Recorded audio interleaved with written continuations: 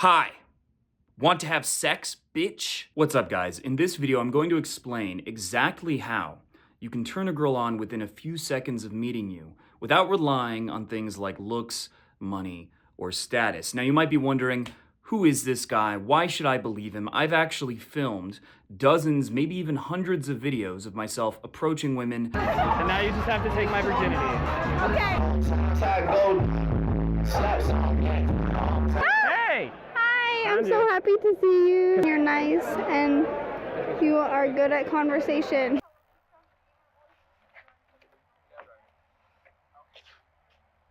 Getting their numbers, getting makeouts, going on dates, and even I've posted over a dozen videos all the way from approaching a girl to taking her home. Okay. Shall we go smoke? Yeah. Stash of weed? 10 minutes away? Definitely. This way? Yeah. Instead of standing here like 8 hours? Let's go. Yeah, I'm done. And some Cards Against Humanity. Yes. So I'm someone who has receipts, who has proof of my own results. One of those videos is of a fitness model. Another one's an Instagram model. So objectively, by society standards, hot girls, I've shown that I get results. And that's why I want to talk about how important those first few seconds are, because it's very easy to think that a girl just makes her impression based on, are you good looking or are you not? Are you dressed nicely? Do you seem rich? Do you got the rollie or not? Right? And to be honest, those are all factors. I'm not going to lie to you and oversimplify and say, actually, it's purely your personality. It's purely charisma.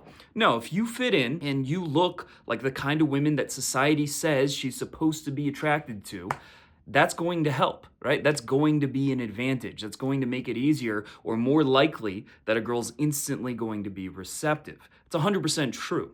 But at the same time, what also is true is that, and I'm gonna show this with an extreme example. It's really something that's, more in gradations, but I'm gonna show an extreme example. The way that you open can automatically make any girl reject you, even if you're extremely good looking. So if you were to say, hi, want to have sex, bitch? You could be really good looking, but you said it like that with that tone, never going to work. Right? It's absolutely not going to work. And they've even done studies, scientific studies, where they had average, below average, and really good looking guys asking women to go back to their place. And although it was like a few said yes to the really good looking guy, it was like a few out of 100, and it was like 1 out of 100 for the average guy and 0 for the not good looking guy. It's still, what you're doing makes a huge difference, right? Because even the good looking guy he mostly got rejections. Right? And you only had a few successes. So if you were to make literally no eye contact while talking to a girl, do you think that's going to affect the chances that she's receptive? Of course, if you speak in a super weird, high-pitched tone of voice, I've actually made videos of this in the past that you could probably find. Hi, I'm sorry to subject you to my male gaze. I'm sorry to subject you to my male gaze. But before I compliment you on your inner beauty, what are your pronouns? She. I don't really understand that, so it doesn't bother me, I guess, I'm not, I just want to make sure I'm fighting the patriarchy. Yeah, I'm not like that doesn't offend me, because I don't really understand, but I understand it, but... I'd like to befriend you for 3 to 6 months, buy you things, listen to your problems, be an ally, and then secretly let you know later that I want to sleep with you. Does that sound good? But if you approach girls and you're like, hi, what's up? How's it going? Your success rate is going to go down, right? And if you're cussing at her, your success rate is going to be lower than if you're complimenting her. Now, these are all extreme examples, but the reason I have to make them is because, an example of, a pretty good opener versus a not very good opener, it's less drastic. It's not going to be like a 10x difference in your results of success. But if going extreme, like saying, hi, would you like to have sex? Don't mean to interrupt, but you're hot? He's my friend. Come home with me. No, he's not. Come home with me. Drastically reduces your rate of success, then it follows that doing something slightly better is going to have a slightly better success rate, and so on and so forth. And this is something I might even do an infield video. I actually really like this idea, where I'll show myself doing each level of good versus bad game in terms of verbal game, in terms of vocal tonality, and show how the success rate changes. That's just going to be a big project because I got to get like, 50 examples of each. But clearly, the way you talk, the things you say, they do have an impact. And to really put this into perspective, I know from my own experience that when I was in a bad mood, and let's say the first couple girls I approached rejected me, and maybe I'd been playing like World of Warcraft all day or some shit, I was just in a derp state, or I was having like a borderline anxiety attack and I approached girls, I would get rejected again and again and again and again. It would happen like 10 times in a row. And then on another night, or maybe even later that night, where I'm just feeling great, right? I'm just feeling good about myself. I'm in a good mood. Maybe maybe the first girl I approached just happened to be very receptive, whatever it was. On those nights, it'll be, the success rate will be like 4 times as high. So a lot of people have strong opinions that, oh, what you do has no impact. And yet they don't have the experience to see the difference with their own 2 eyes, right? The difference it makes for them, right? Because once you see, oh, if I'm really awkward and I'm in a really bad mood, every girl's rejecting me. And yet when I'm in a really good mood, they're all much more receptive. Clearly that's playing a role. So a lot of people make arguments from ignorance because they haven't actually tried it. And they hear they hear wheat waffles, some black pill, red pill guy saying it's all about looks. You'll know that other things play a role once you go out there enough. Now, and I understand if you're skeptical, but that's how you can prove either myself right or prove me wrong. With that said, a really good approach, you can get to a point where girls will be so turned on that I've had it happen a number of times. And I don't want you to expect that this is going to happen to you right away. But I've had girls like literally ask to have sex with me. The way we watch Mad Men, but we are gonna have sex, have time. Or there was one time where a girl said, hey, want to go to the alleyway? I don't know if I can go into exactly why it was, because technically that's, think about it. But she invited me to an alleyway for certain reasons, right? Within 5 minutes of meeting her, really cute girl. There was one in Vegas who I literally took home with the opening line, right? I did say, the thing from that experiment, hey, let's get out of here. And I'm not an extremely good looking guy, but it worked because I felt very confident. I made very strong eye contact. There was no hesitation. And I'm not saying that's the best line, by the way. It's not something I generally recommend, but I just said, hey, let's get out of here. Really cute Ukrainian girl. And she said, okay, right? And it was because of the things that I want to focus on this video. And the number one of all of these is the way you get eye contact. Is making sure, first of all, that when you open, you do get eye contact. A lot of guys, they just don't. They'll approach a girl from behind. So if you're in the day or you're in a bar and a girl's walking the same direction as you, you either want to get in front of her and stop her if she's not in a rush and she's like by herself, that's ideal. Or if she's like with a friend or walking very fast, you want to get next to her, but in front of her enough to make eye contact, right? And then you want to say, hey, you want to say something to get her attention, then say your opener. This is a very common mistake where guys will just start saying their opener. They're still behind the girl. She can only hear this disembodied voice. It's kind of freaking her out. And there's no eye contact, no intimacy. And that's really bad, right? It's way less comfortable for the girl. Either way, it's not just about making eye contact on the open. That's like, duh. Here's what I want you to do. And this is something that is extremely powerful. And it's something that I don't know anyone else who teaches this. And it's something that I just kind of lucked into because one night I was doing this randomly. Or feeling this, and then I thought, how can I recreate it? So if you actually feel turned on to some extent, I'm not saying you got to be full on, bricked up, as they say, but if you feel turned on when you approach a girl, so you are feeling, not just thinking, because most guys, they approach and they're like, okay, I should do this approach because maybe I'll get a date and maybe, I'll have success. They're thinking logically. But when you actually feel aroused and you're approaching her for that reason, because you have that feeling of desire, the way the reactions you get are going to be completely different. You'll still get rejected sometimes, but you're going to get rejected less and you're going to get some extremely positive reactions. That's when I've had experiences where within 5 minutes, girls were literally talking about going home with me. That's when that happens, right? It's about the feeling you project with your eyes. And there's a few ways that you can work on this. One is to literally visualize the girl, let's say giving you oral, I think I can say that on YouTube, giving you oral, or imagining her getting naked, or imagining making out with her, or imagining, whatever it is, or just imagining things that turn you on in general, right? It doesn't have to be about her, but just visualizing things that turn you on in general and focusing your attention on that. Almost thinking of it like if you were to watch a prawn video. The beginning of the video, you know the girl is going to end up getting naked and they're going to end up hooking up.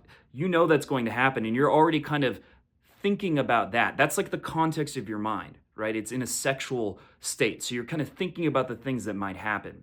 And that's what you want to have when you're interacting with women in real life, and not on a conscious level. I'm not saying say any of those things. I'm not saying catcall women or say some obtuse sexual comment right away. You don't need to do that, and that's usually going to backfire.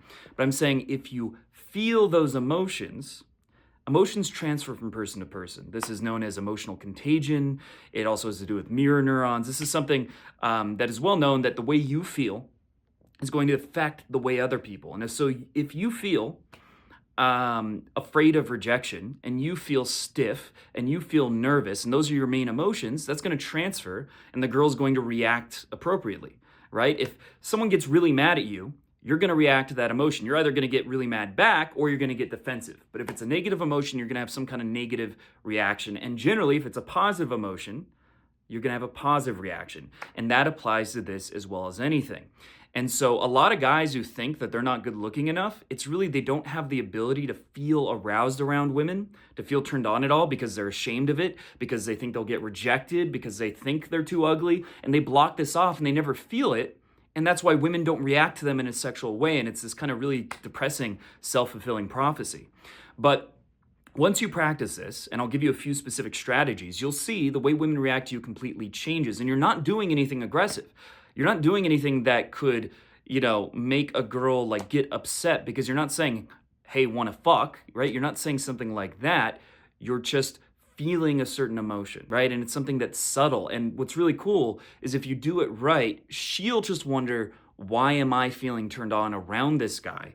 And she'll start chasing you. It's kind of like the movie Inception, right? You're planting the seed of the idea, and she is the one taking the responsibility, and she's the one who feels like, oh man, I want to be with this guy because I'm feeling this. And it's not like you're making her feel, she doesn't feel like you're doing something to make her feel that way. She just feels it because it's completely unconscious. You're not doing anything logical or on a verbal level.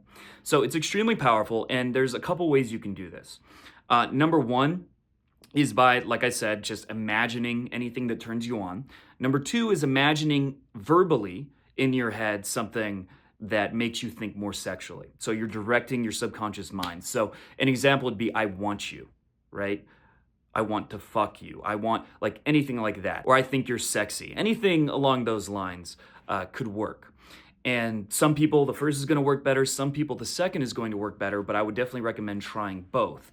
And the third thing is to take 5 minutes a day before you go to sleep, or before you go out to a bar would be a great time, to just do that exercise where you're visualizing things that turn you on your own. And the reason for this is, if you have the ability to control when you feel turned on, well, that's something that's very powerful. It's usually just it's not completely random, but it's something that just happens to you. But if you practice this, and obviously not like while watching prawn or anything like that, just imagining, and not while, fapping or anything like that either, but you're just imagining things that turn you on, it gives you more control over that emotion. And then when you want to feel that emotion, you do the same exercise while you're out, right? But you get more comfortable with that side of yourself. And so that is something that will completely change the way women react to you, and it can cause attraction instantly. It can cause attraction rapidly. It's something that can take place in seconds. They just feel something, the way you look at them. They feel something they don't usually feel. They feel that you're a guy. They feel that you're high status, funny enough, because it's an honest signal of high status. Because if you are a low status beta male, what does that mean? It means that you can't be assertive with women. You can't really put yourself out there and take risks, because if you do, the higher status men of the tribe, they're going to reject you, first of all. And the higher status men of the tribe would either kill you or excise you from the tribe, right? Remove you from the tribe, and that's basically as good as killing you because you're on your own. So that's what would happen, right? You're trying to take their women. They're not okay with that. They have the status and they have the rights to all these women. So, and by the way, we can go into the evolutionary psychology, but the important thing to know is that our brains haven't changed much in the last 100,000 plus years. They're almost exactly the same. So all these subconscious beliefs and emotions are mostly the same as they were in caveman times, and that's why it's relevant, right? That's why it's important to be aware of those things because they still affect our behavior, right? That's why we're still easily addicted to sugar because it was rare, and that's why we, liked it so much because whenever you had the opportunity, you needed to double down on it.